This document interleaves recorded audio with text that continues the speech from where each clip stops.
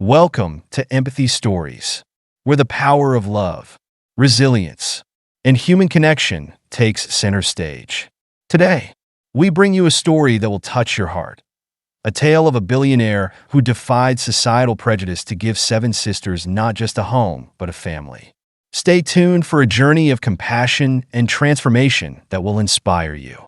In the heart of Fairview, Connecticut, where sprawling estates and manicured gardens were a testament to old money and tradition, William Grant stood apart.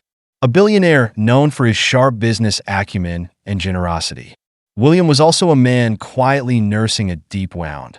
His daughter Anna, a beacon of light in his life, had passed away years ago from a sudden illness.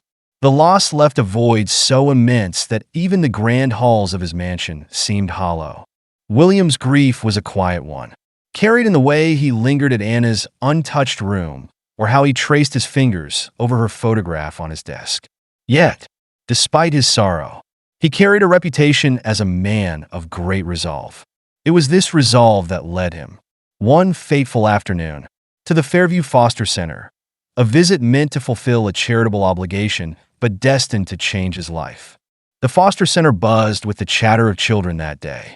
Among them, 7 black girls, all sisters, caught William's attention as they played jump rope in the courtyard. Their laughter echoed, carrying a rare joy that seemed untouched by their difficult circumstances. The sight stirred something in William, an ache he hadn't felt in years. They're inseparable, the foster center director, Mrs. Rodriguez, explained. Maya, the oldest, is fiercely protective.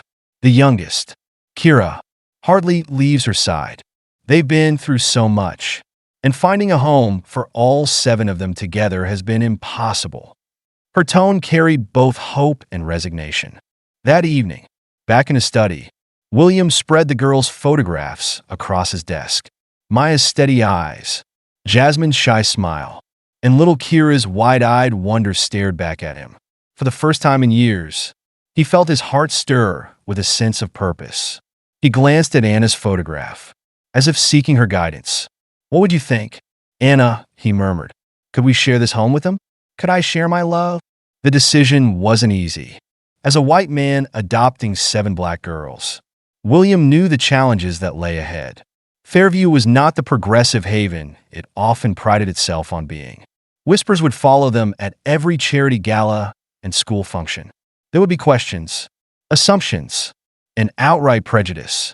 Yet, William saw a path through all of it, a path built on love, protection, and unyielding determination. When William called Mrs. Rodriguez to begin the adoption process, his voice was steady, but his heart raced. For years, his mansion had been a house, not a home. Now, it would echo with laughter, footsteps, and the warmth of family. The day the girls arrived, Fairview's usual quiet was replaced by a buzz of curiosity and judgment. Through the mansion's towering windows, William watched as the social worker's car pulled up the drive. 7 girls, clutching small suitcases and worn backpacks, stepped out. Maya led the group, her hand firmly holding Kira's, her protective stance speaking volumes about the bond between the sisters. William opened the grand oak doors before they could knock. "Welcome home," he said, his voice as warm as the sunlight streaming into the foyer. The girls hesitated. Their eyes darted between the crystal chandelier and the opulent staircase. Kira peeked out from behind Maya, her voice a timid whisper. "Even the fancy lights?" William chuckled, kneeling to meet her gaze. "Even the fancy lights. But this isn't just my home anymore. It's ours." The girls exchanged glances, their faces a mix of awe and uncertainty. They had known loss and rejection in ways no child should, and trusting a place like this to truly be their home wasn't easy. Yet, as they climbed the staircase together, their small hands brushing the polished banister, William felt a flicker of hope. For the first time in years, the halls of his mansion felt alive. But Fairview was not kind. The whispers began almost immediately. At the local country club's annual barbecue, William noticed how his golf partners avoided his gaze. Conversations dimmed as he passed. only to resume in hushed tones. 7 of them? It's a spectacle, someone murmured. What's he trying to prove? At first, William bore the judgment in silence, determined to shield his daughters from the ugliness of prejudice. Yet, one evening, as he returned home from a particularly grueling event, he found Maya waiting for him. Daddy, she began hesitantly, the title still new on her tongue. Why do people look at us funny? Like we don't belong? William knelt, meeting her eyes. Some people don't understand what makes a family, he said gently. But we do, and that's all that matters. Maya nodded, her eyes shimmering with determination. Despite their young age, the sisters had already faced a lifetime of challenges. William saw in them the resilience he had admired in Anna and the strength he hoped to nurture. Each day brought small victories and quiet joys. The girls transformed the once silent mansion with their laughter and stories. Evenings were spent at the dining table, where everyone shared their day, no matter how trivial or grand. Slowly, the walls William had built around his heart began to crumble. Yet, the stares, whispers, and outright rejections from the community continued. William knew the road ahead would be long, but he also knew this love, when unwavering, could withstand any storm. And with his daughters by his side, he was prepared to prove it. To himself, to Fairview, and to the world. Resilience was not just a quality. It was a necessity for William Grant and his 7 daughters. The family was still finding their rhythm in Fairview, where whispers and side glances followed them like unwelcome shadows. Yet, within the grand mansion, the girls began to thrive, their laughter filling spaces once haunted by silence. Maya, the eldest, became a quiet leader among her sisters. At just 15, she carried herself with a maturity beyond her years, a result of the burdens she had shouldered to protect her siblings in the foster system. Jasmine, curious and determined, found solace in the garden, spending hours tending flowers and herbs. Tessa and Rachel discovered the joy of painting, their colorful creations brightening the mansion's once muted walls. Little Kira, the youngest, was the heart of the family, her innocent questions and boundless energy weaving threads of light into their lives. But outside their home, the family faced a different reality. At the local park's fall festival, William brought the girls for a day of pumpkin decorating and games, hoping for a sense of normalcy. Instead, they were met with thinly veiled hostility. Parents hurried their children away from the bounce house as the girls approached. The face painting station abruptly closed as they arrived. Little Kira tugged at William's sleeve, her voice trembling. Why is everyone looking at us like that? Daddy? William knelt beside her, his heart aching at her confusion. Sometimes, people are afraid of what they don't understand, he said gently. But we know who we are, and that's what matters. Determined not to let prejudice define their lives, William and his daughters turned their focus outward. Maya suggested organizing a neighborhood cleanup, a simple way to contribute while showing their community they belonged. On Saturday mornings, the girls donned bright yellow vests and picked up litter along Fairview's tree-lined streets. At first, they worked alone, their efforts met with indifference or disdain. Slowly, however, their commitment began to attract attention. Mrs. Chun, who owned the local grocery store, started leaving bottles of water for the girls on her porch. The town baker, Mr. Wallace, donated day-old pastries when the girls passed by his shop. One morning, an elderly neighbor, Mrs. Henderson, waved timidly from her window. "You've done more for this street in a week than the association's done all year," she said. These small gestures of kindness were lifelines for William and his daughters. Reminders that change, however slow, was possible. Their next project grew from an idea Tessa had while helping Kira with homework. "Why don't we start tutoring other kids?" "Too?" she asked one evening at dinner. The girls' eyes lit up at the suggestion. Soon, they converted the mansion's library into a tutoring center. Maya took charge of math sessions, her calm demeanor helping younger students conquer fractions and equations. Rachel, patient and nurturing, worked with struggling readers. The girls' natural talent shone through. and the tutoring sessions quickly became a haven for children who needed extra support. Parents, hesitant at first, began to trust the Grant sisters. Mrs. Martinez, whose son had been failing science, marveled at his newfound enthusiasm. "I don't know what you're doing, but it's working," she told Maya with a smile, while the cleanup efforts and tutoring center brought moments of hope. A true test of the family's resilience came with a sudden flu epidemic that swept through Fairview. The local hospital reached capacity within days, and fear gripped the town. William and his daughters didn't hesitate to act. They turned the mansion into a temporary care center, converting the ballroom into a makeshift ward and using every resource at their disposal to support the overwhelmed community. Maya coordinated triage efforts in the foyer, while Rachel and Sarah worked tirelessly to care for the sick. Tessa and Kira comforted children, their soft voices soothing fears. Jasmine managed supplies, ensuring that every patient had what they needed. Even William, though not medically trained, offered words of encouragement to worried families as they arrived at the mansion's doors. The community's response was a mix of desperation and shame.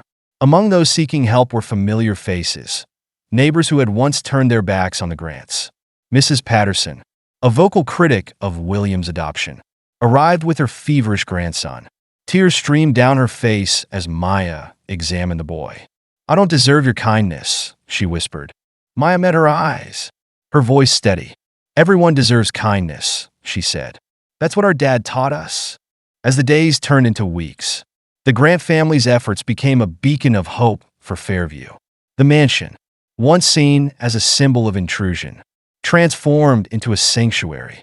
Word of the family's work spread beyond the neighborhood, drawing volunteers from surrounding towns.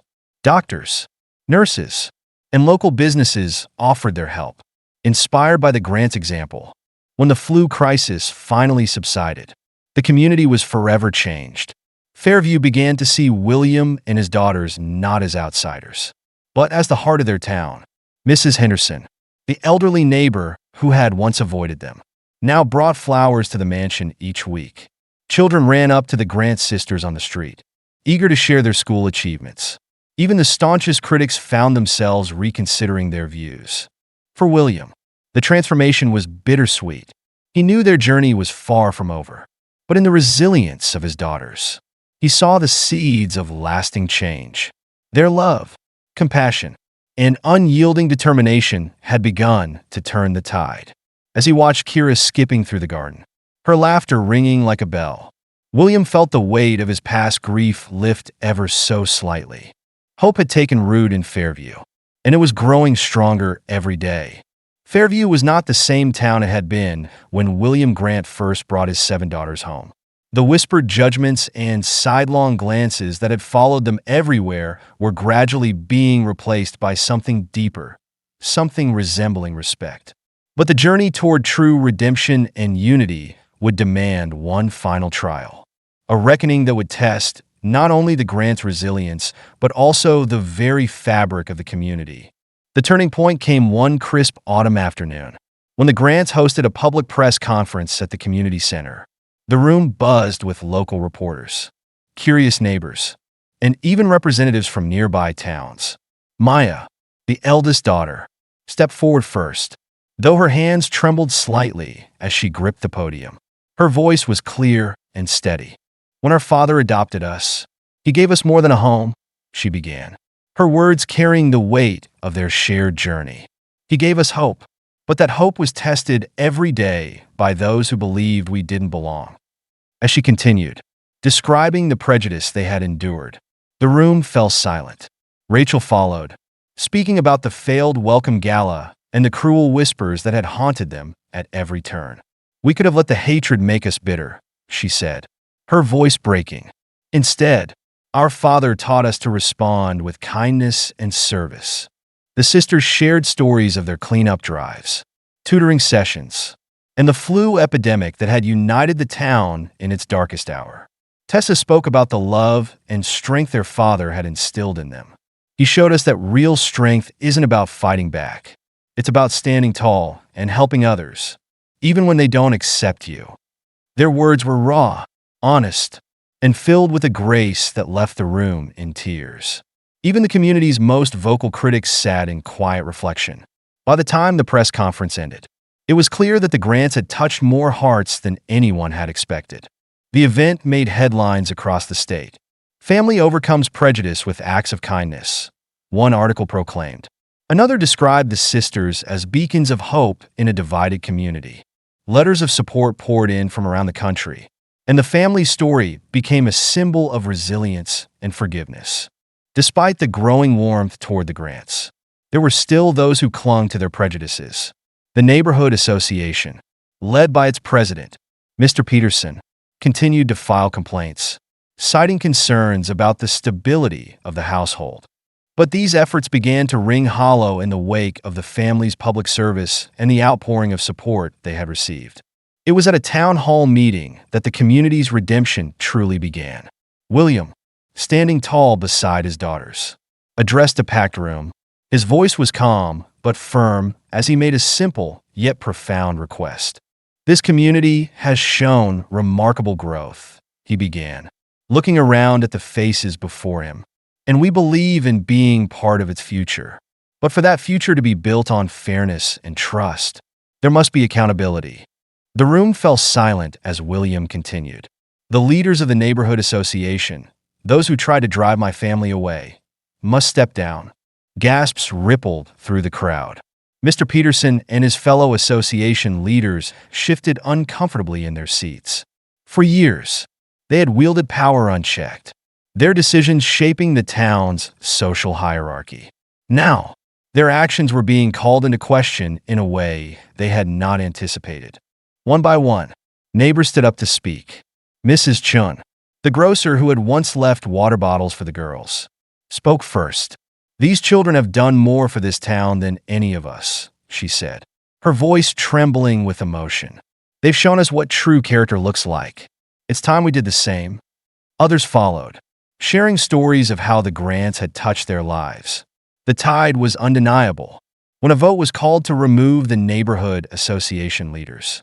The result was nearly unanimous. As Mr. Peterson and his colleagues left the hall, heads bowed, William's youngest daughter, Kira, whispered, "Did we do the right thing, Daddy?" William knelt to meet her gaze, his voice soft but steady. "Sometimes doing the right thing means standing up for what's fair, even when it's hard." The following weekend, the town gathered in Fairview Central Park for a ceremony honoring the grants. The mayor unveiled a bronze plaque inscribed with the words, "In honor of the Grant family, whose unwavering strength, compassion, and dedication to our community taught us that love conquers all barriers." Tears streamed down the faces of William's daughters as they read the inscription. For so long, they had been outsiders in this town. Now, they were being celebrated as its heart and soul.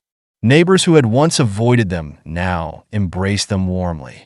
Mrs. Henderson, the elderly woman who had initially peered at them suspiciously through her curtains, brought them homemade cookies. Children who had been forbidden to play with the Grant sisters now ran up to them, eager to share stories and hugs. Even Mr. Peterson, humbled by the turn of events, offered a quiet apology. The transformation was not just in the community, but also within the Grants themselves. They had grown stronger through their struggles, finding joy and purpose in each other. William watched with pride as Maya spoke to the crowd, her confidence shining. "This town isn't just our home now," she said. "It's our family." As the sun set on the gathering, casting a warm glow over the town square, William stood with his daughters, their hands linked in an unbreakable chain. Together, they had faced prejudice and rejection. Together, they had built a legacy of love and unity. Fairview, once divided, was now united, forever changed by the courage and compassion of one extraordinary family. Thank you for joining us on this heartfelt journey today on Empathy Stories. William Grant and his daughters remind us that love and perseverance can break down even the strongest barriers of prejudice. If this story moved you, please like, comment, and share to spread its message. Don't forget to subscribe for more stories that inspire hope and empathy. See you next time.